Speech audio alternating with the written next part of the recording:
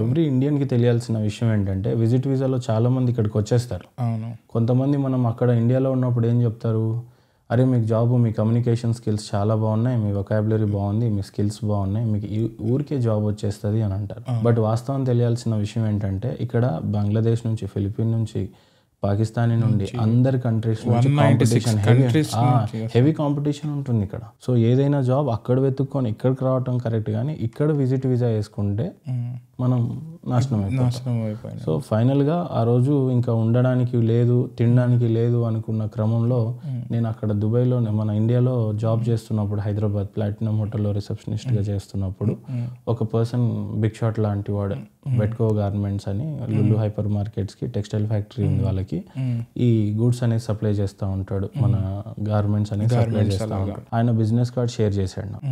ఆ business card నాకు దుబాయ్లోకి వచ్చిన తర్వాత ఆయన ఇండియాలో ఉన్నప్పుడు ఎప్పుడైనా నీకు ఏదన్నా అవసరం ఉంది అని అంటే ఆ కార్డ్ని యూజ్ చేసి నా దగ్గరికి రా, ఎప్పుడన్నా కలుద్దాం, నార్మల్ క్యాజువల్ మీటింగ్ ఎలా ఉంటుంది, ఎప్పుడన్నా ఉంటే కలవండి అన్న టైప్లో కార్డ్ ఇస్తాను. నేను ఆఖరి క్షణం ఆయనకి ఆ అడ్రస్ వెతుక్కొని, ఇంక అప్పటికి దుబాయ్ ఫుల్ పరిచయం అయిపోయింది, ఈచ్ గల్లీ తెలిసిపోయింది మొత్తం.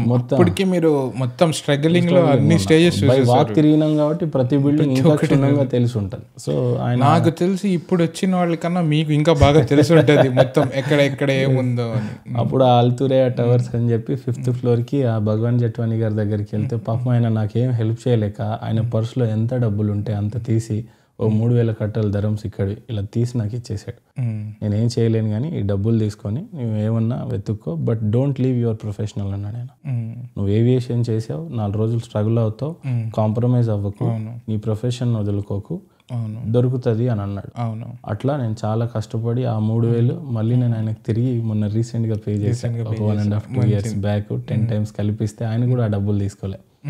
నీ చేతులు పుణ్యం చేయాలి కాబట్టి, ఈ పుణ్యం నీకు నాకు ఇద్దరికి రావాలి కాబట్టి మనం ఫ్రైడే కొన్ని చోట్లలో ఇక్కడ ఫుడ్ సప్లై చేస్తారంట, అక్కడికి పోయి డొనేట్ చేద్దాము అని అన్నాడు ఆయన. సో అది కూడా మీ చేతుల మీద కానివ్వండి సార్ అని ఆయన రుణం అయితే అలా తీర్చుకున్నాం మొత్తం మీద. సో ఆఖరి క్షణంలో డనాటాలో జాబ్ వచ్చింది. డనాటాలో జాబ్ వచ్చిన తర్వాత డనాటాలో నాకు తెలిగిన నరిగిలియా, నా ఫ్రెండ్స్ చంద్రశేఖర్, మేము అందరం ఇండియన్స్ ఒక 2 ఉండే, మిగతా పాకిస్తాన్ 2 ఉండే, ఫిలిప్పీన్స్ ఉండే, తనది రష్యా యాక్చువల్లీ. నాకు మేనేజర్ కూడా మంచి మేనేజర్ దొరికింది. అలా కొన్నాళ్ళు ఒక 4-5 months చేసుకున్న తర్వాత మెల్లగా అప్పులన్నీ తీర్చుకున్నాక మంచి జిఎంఆర్, ఇప్పుడు అక్కడ హైదరాబాద్ లో జిఎంఆర్ ఎలాగైతే హ్యాండిల్ చేస్తుందో ఇక్కడ డనాటా దుబాయ్ ఎయిర్పోర్ట్ని హ్యాండిల్ చేస్తుంది. సో ఇక్కడ జాబ్ అయిపోయిన తర్వాత కంటిన్యూ స్టెప్ బై స్టెప్ నాకు 6 promotions వచ్చినాయి. ఆల్మోస్ట్ 3.5-4 years ఇక్కడ వర్క్ చేసిన తర్వాత 1.5 years నేను సేవ్ చేశాను ఇదే దేశంలో. చేసుకున్న తర్వాత అంటే సేవింగ్స్, ఇంకా జాబ్లో హయ్యర్ స్కేల్స్కి వెళ్ళా. మా మిస్టర్ గ్లెన్ అని చెప్పి మన కేరళీయనే, ఆయన నాకు ప్రతిసారి ప్రమోషన్స్ విషయంలో, నా హార్డ్ వర్క్ విషయంలో నేను క్రాస్ ట్రైనింగ్ చేసేవాడిని. నా స్ట్రీమ్ సిఆర్ఎంగా రిలేషన్షిప్ మేనేజర్గా ఉన్నప్పటికీ కూడా నేను ప్రతిసారి ఆడిట్ సైడ్ వెళ్ళేవాడిని. క్రాస్ ట్రైనింగ్ అనేవాళ్ళం మేము, ఆడిట్ సైడ్ వెళ్ళాం. కొన్నిసార్లు SEO side, search engine optimization అనేవాళ్ళం. నాకు ఎస్సీఓ బాగా నచ్చింది. డనాటాలో చేశాం. అక్కడ ఎస్సీఓ అనేది నాకు ఎంత నచ్చిందంటే, ఈ రోజు నేను ఒక 200 సాఫ్ట్వేర్స్ని ఈజీగా హ్యాండిల్ చేయగలను. అంటే నేను హోటల్ ఫీల్డ్కి రీచ్ అయిన ఆ తర్వాత ఈరోజు MakeMyTrip, Goibibo, booking, ఇప్పుడు ఎస్సీఓస్ ఫేమస్ అవుతున్నాయి కదా ప్రతి ఒక్కరు. ఇప్పుడు మీరు యూట్యూబ్ ఛానల్ పెట్టారు, మీకు హోటల్, మీ వీడియోకి వ్యూస్ రావాలి, వాట్ యూ డూ, ఎస్సీఓ అనేది మ్యాండేటరీ అయిపోయింది. మీరు కొత్త బిజినెస్ పెట్టారు, మీకు సర్చ్ ఇంజిన్ ఆప్టమైజ్లో ర్యాంకింగ్ రావాలి, సో యూ నీడ్ ఎస్సీఓ.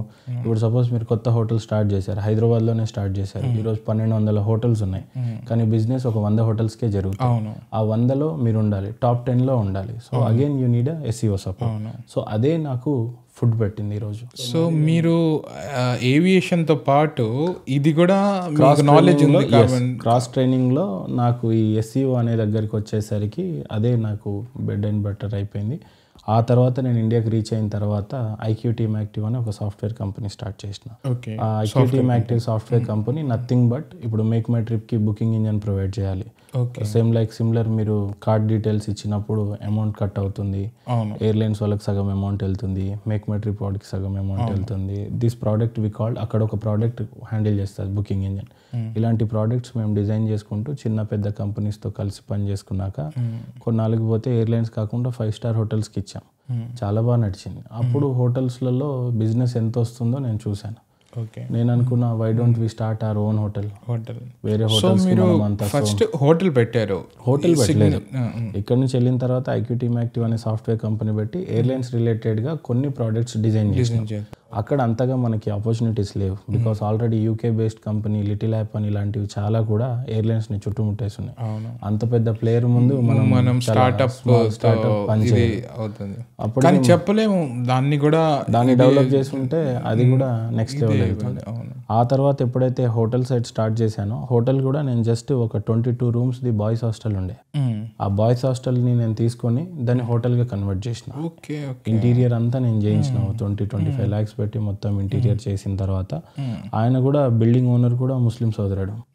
ఆయన ఏమంటాడు, దేక్ మహేందర్ ये गली में तो होटल नहीं चल सकता, मेरे को टाइम पे रेंट मेरा होना, बाद में मेरे को ये नहीं बोलना कि तू मैं इतना लगाया उतना लगाया, ये सब मैं सुनने वाला नहीं हूँ, मैं बोल रहा हूँ इधर होटल चलता ही नहीं అంటాడు. హోటల్ నడవదు ఇక్కడ, హోటల్ నడవదు. ఈవెన్ నాకు ఎలా ఉండిందంటే చిన్న రిసెప్షన్, దాని ముందు ఒక 3-4 బండ్లు కూడా పార్కింగ్కి స్కోప్ లేకుండా, అట్లాంటి చోట ఎట్లా నువ్వు స్టార్ట్ చేస్తావు అనేది ఆయన క్వశ్చన్. మీరు ఎక్స్పెరిమెంట్ చేద్దాం, ఒక ఎక్స్పెరిమెంట్ కాదు, నాకు అప్పుడు కాన్ఫిడెంట్. అదే ఈవెన్ నా హోటల్ చాలా చిన్నదే అయినా సాయి, నేను MakeMyTrip, Goibibo, Agoda, booking అన్నిట్లో చెప్పుకుంటూ పోతే ఒక ఎన్ని సైట్లు ఉన్నాయి, 34 సైట్లలో ఉంటుంది.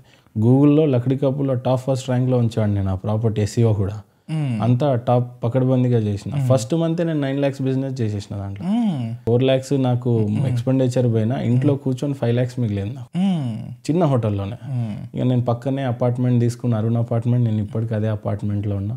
నేను ఇంటి డోర్ కూడా తీసేవాడిని కదా. ఏమైనా పిల్లలు బిజినెస్ చేసుకునే వాళ్ళు నేను ల్యాప్టాప్లో చూసుకునేవాడిని. పొద్దున్నే ఎన్వలప్ తీసుకొని వచ్చేవాళ్ళు ఇంటికే.